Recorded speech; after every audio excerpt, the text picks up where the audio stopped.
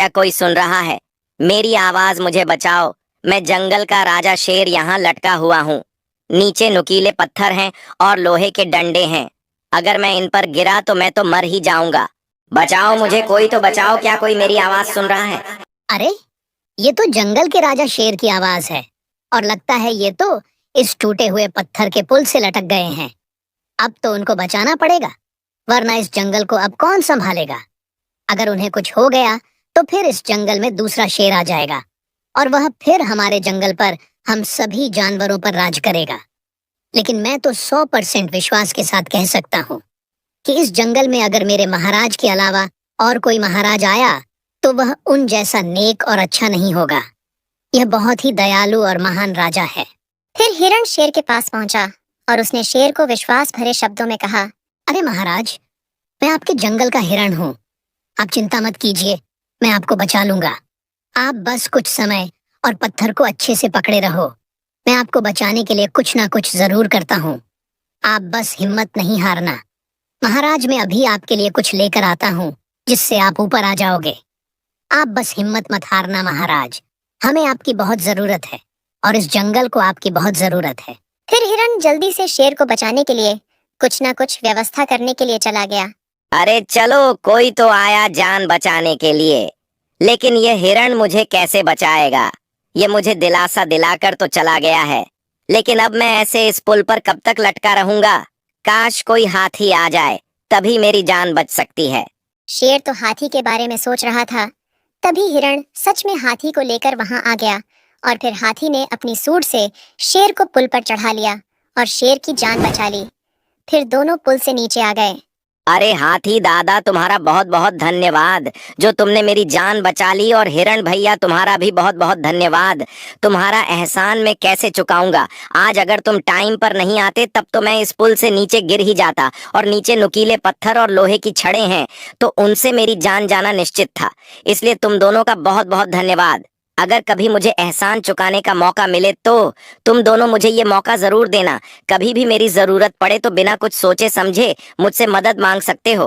हाँ हाँ बिल्कुल शेर महाराज, हम आपकी मदद नहीं मांगेंगे तो और किसकी मदद मांगेंगे? आप हमारे महाराज हो। हम सभी जानवर इस जंगल में आपके भरोसे ही तो जिंदा है। वरना अगर आप नहीं होते तो दूसरे जंगल के शेर हमारे जंगल में आ जाते और हम सबका शिकार कब का कर लेते, हमें पता ही नहीं चल पाता। इसलिए महाराज धन्यवाद, हमें आपका कहना चाहिए, क्योंकि आप जैसे शेर महाराज न कोई पहले थे और न कोई आगे हो सकता है। आप इस जंगल के सभी जानवरों के बारे में कितना सोचते हो, उनका कितना अच्छा करते हो। आप सच में एक महान राजा हो। अच्छा अच्छा, ठीक है हाथी और हिरण, अब मैं थोड़ा आराम करने के लिए अपनी गुफा में जा रहा हूँ। यहाँ लटके लटके तो मैं बहुत ही ज्यादा थक चुका हूँ। फिर शेर अपनी गुफा की तरफ निकल गया और गुफा की तरफ जाते समय शेर ने देखा कि एक भालू नदी के पास बैठा हुआ है और भालू के पीछे मगरमच्छ भालू का शिकार करने के लिए आ रहा है। मगरमच्छ भालू का शिकार करता उससे पहले शेर ने भालू को आवाज लगा दी तो भालू वहां से दूर हट गया। फिर शेर वहां पहुंच गया तो शेर को देखकर गुस्से से मगरमच्छ बोला, क्यों रे शेर, आज अगर तू नहीं आता तो आज तो इस भालू का शिकार हो भी जाता। तू अपने आप को ज्यादा होशियार मत समझाकर बड़ा राजा बना फिरता है। अगर तू इस जंगल का राजा है तो इस नदी का राजा मैं हूँ, और एक दिन मैं तेरा शिकार जरूर करूंगा। अरे मगरमच्छ, ये तुम्हारी सबसे बड़ी गलत फहमी है। नदी और जंगल में बहुत अंतर है। जंगल में खतरनाक शिकारी आते हैं। हाथी, घोड़ा, चीता, बाघ सभी खतरनाक जानवर रहते हैं। बंदर, लोमड़ी, हिरण जैसे चतुर चालाक जानवर भी होते हैं। इन सभी जानवरों का राजा बनना कोई हंसी खेल नहीं है और कोई आसान बात नहीं है। नदी में तो बस छोटी छोटी मछलियां हैं और उन मछलियों पर राज करके तू अपने आप को राजा समझने लगा है। इतना ही गुरूर है तुझे। अपने आप पर तो कभी पानी से बाहर तो आकर देख। मैं तुझ जैसे 10 मगरमच्छों को चीर दूंगा, फाड़ दूंगा। अरे जा जा शेर, तुझे अपने आप पर और अपनी ताकत पर अगर इतना ही घमंड है तो तू भी पानी में आकर देख। मैं भी तुझ जैसे 10 शेरों को चीर दूंगा, फाड़ दूंगा, उठा उठा के पटकूंगा पानी में। तुझे पता चल जाएगा पानी में रहना कितना कठिन होता है। फिर शेर और भालू अपने अपने घर चले गए। लेकिन मगरमच्छ के मन में एक ही बात गूंज रही थी कि उसे तो सिर्फ शिकार करना है, वह भी शेर का। थोड़ी देर में एक हिरण का बच्चा मगरमच्छ के सामने आया तो उसने एक योजना बनाई। उसने सोचा कि अगर मैं इस बच्चे को किडनैप कर लूंगा तो जंगल के राजा को मेरे पास आना ही पड़ेगा, और जैसे ही जंगल का राजा शेर पानी में आएगा मैं उसका शिकार कर लूंगा। फिर मगरमच्छ बोला, अरे बेटा, क्या कर रहे हो? आ जाओ बेटा, मेरी पीठ पर झूलना है। तुम्हें अभी मेरा भी खेलने का मन कर रहा है। मैं भी तुम्हारे साथ थोड़ा सा खेल लूंगा। आओ हिरण बेटा। नहीं नहीं मगरमच्छ अंकल जी, मेरे पिताजी बोलते हैं कि मगरमच्छ बहुत ही खतरनाक होते हैं, वह तुम्हें खा जाएंगे।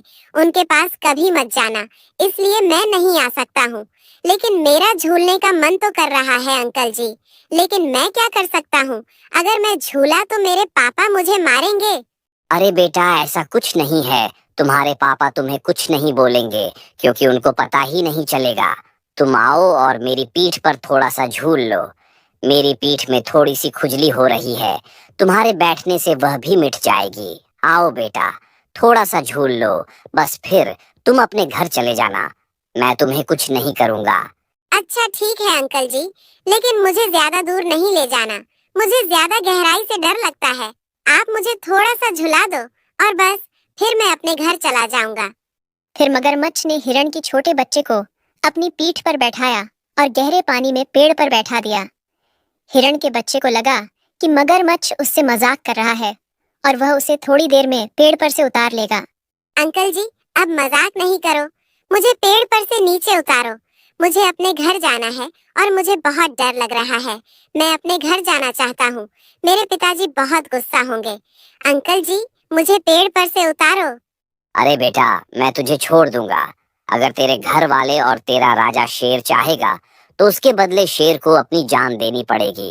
लेकिन अगर शेर ने अपनी जान देने से इनकार कर दिया तो फिर तेरा शिकार होना पक्का है।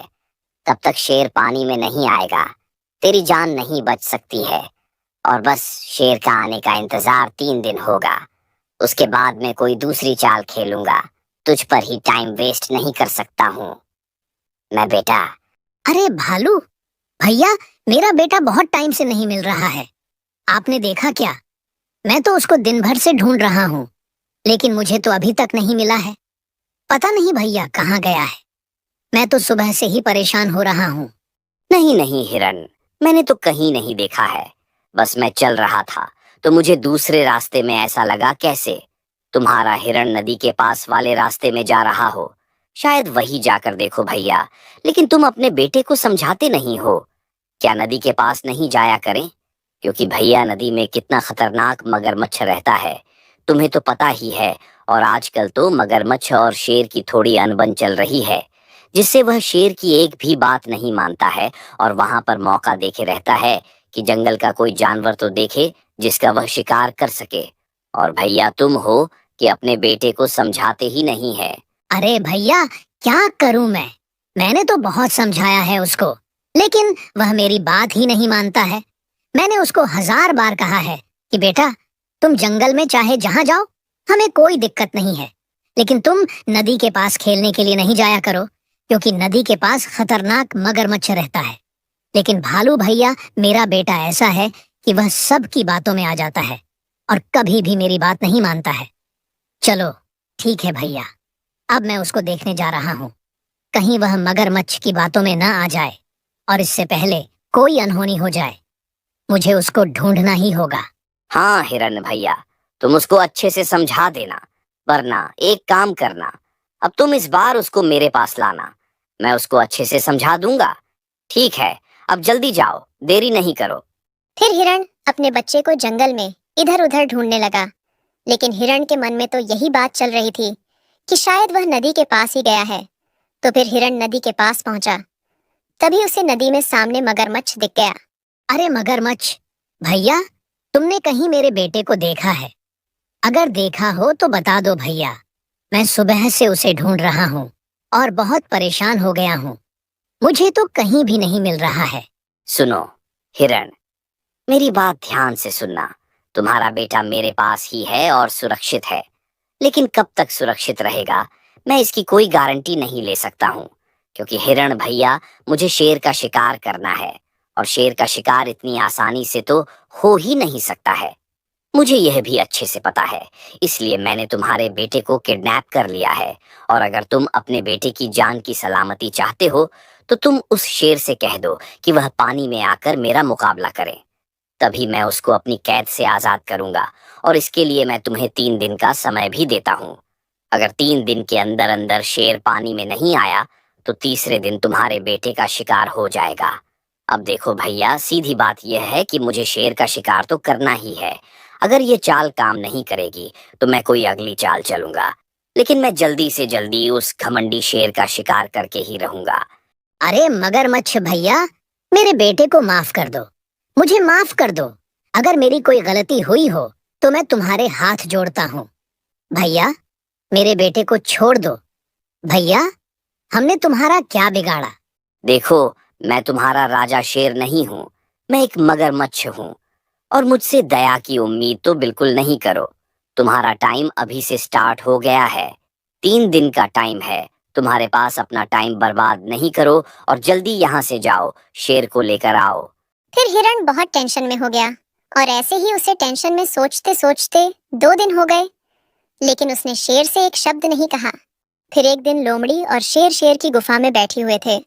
शेर ने लोमड़ी से पूछा, अरे लोमड़ी, तुम रोज जंगल के बारे में मुझे सभी जानवरों के बारे में जानकारी बताती हो कि कौन क्या कर रहा है, कौन कैसा है, लेकिन आज 2-3 दिन हो गए हैं। मुझे ऐसा लगता है जैसे तुम मुझसे कोई बात छुपा रही हो। अरे नहीं नहीं महाराज, ऐसी कोई बात नहीं है। भला मैं आपसे क्यों कोई बात छुपाऊंगी? मैं तो आपसे कोई बात नहीं छुपा रही हूँ। महाराज, फिर भी पता नहीं आपको ऐसा क्यों लग रहा है। हाँ लोमड़ी, तुम मुझसे कोई बात छुपाती तो नहीं हो, शायद ऐसे ही लग रहा होगा। और सुनाओ, जंगल में सब बढ़िया है, किसी भी जानवर को कोई दुख तकलीफ तो नहीं है? अगर किसी को कोई तकलीफ हो तो मुझे बताओ, शायद मैं उसकी तकलीफ दूर कर सकूंगा तो जरूर करूंगा। ये सब मेरे ही परिवार के सदस्य ही तो हैं। अरे नहीं नहीं महाराज, आपके होते हुए जंगल के जानवरों को तकलीफ कैसे हो सकती है? जिस जंगल का राजा आप जैसे महान हो, तो उस जंगल की प्रजा को क्या दुख तकलीफ हो सकती है? जंगल में सभी प्रसन्न हैं और बहुत खुश हैं। आप तो आराम करो महाराज। अगर जंगल के किसी भी जानवर को तकलीफ होगी तो मैं आपको जरूर बताऊंगी। आपको चिंता करने की कोई जरूरत नहीं है। फिर इतना कहकर लोमड़ी अपने घर की ओर निकल गई, लेकिन शेर लोमड़ी की बात सुनकर समझ गया कि जरूर ये जानवर मुझे बता नहीं रहे हैं। जंगल का कोई जानवर जरूर तकलीफ में है और शायद उसकी तकलीफ से मुझे भी खतरा हो सकता है, इसलिए ये लोमड़ी और जानवर मुझे बता नहीं रहे हैं। मेरे जंगल के जानवर खतरे में है और मैं ऐसे गुफा में आराम नहीं कर सकता हूँ। ये मुझे नहीं बता रहे हैं तो क्या हुआ? अब मुझे ही छुपकर जंगल में जाना पड़ेगा और इस समस्या का पता करना पड़ेगा कि आखिर कौन सी इतनी बड़ी समस्या है जिससे मुझे खतरा है, और मुझे इस खतरे का हल भी निकालना पड़ेगा। इससे पहले मुसीबत और बढ़ जाए। मुझे मुसीबत का पता चलना जरूरी है। फिर शेर जंगल में छुप कर गया और एक जगह भालू और हाथी बात कर रहे थे, तो उनकी बात ध्यान से सुनने लगा। वहीं पर हिरण भी खड़ा था। हिरण, मेरी बात मानो तो तुम शेर महाराज को सच बता दो। वह हमारे शेर महाराज है, वह कोई ना कोई हल जरूर निकाल लेंगे। देखो, तुम्हें ये बात अच्छे से पता होना चाहिए कि शेर महाराज ने हमारे ऊपर आने वाली एक से बढ़कर एक मुसीबत का हल निकाला है, तो वह जरूर इस मुसीबत का भी हल निकाल लेंगे। और अगर उन्हें बाद में सच्चाई का पता चला तब उन्हें बहुत बुरा लगेगा और फिर वह हमें कभी भी माफ नहीं करेंगे। मेरी बात को समझो। हिरण, तुम शेर महाराज को सच बता दो। नहीं नहीं हाथी दादा, मैं शेर महाराज को खतरे में नहीं डाल सकता हूँ। मैं अपने बेटे की जान के खातिर इस जंगल के महाराज को खतरे में नहीं डाल सकता हूँ। अब चाहे जो भी हो जाए, इसके बारे में इस जंगल का कोई भी जानवर बात नहीं करेगा। ये बात शेर महाराज को पता नहीं चलनी चाहिए और तुम सब भी भूल जाओ, क्योंकि वहां पर शेर महाराज को हकीकत में खतरा है। चलो, अब अपने अपने घर चलो। और सोच लो हिरण, ये आखिरी दिन है। अगर आज मगरमच्छ के पास शेर महाराज नहीं पहुंचे तो वह तुम्हारे बेटे का शिकार कर लेगा। मैंने सोच लिया है हाथी दादा, और अच्छे से समझ भी लिया है। मैं शेर महाराज को उस मगरमच्छ के पास नहीं जाने दूंगा। दोस्तों, शेर को तो सच्चाई का पता चल गया है। क्या अब शेर मगरमच्छ के पास जाएगा, और या फिर मगरमच्छ हिरण के बेटे का शिकार कर लेगा? और अगर शेर मगरमच्छ के पास गया तो पानी में से हिरण के बेटे को कैसे बचा पाएगा? आगे की कहानी देखने के लिए वीडियो को लाइक और चैनल को सब्सक्राइब जरूर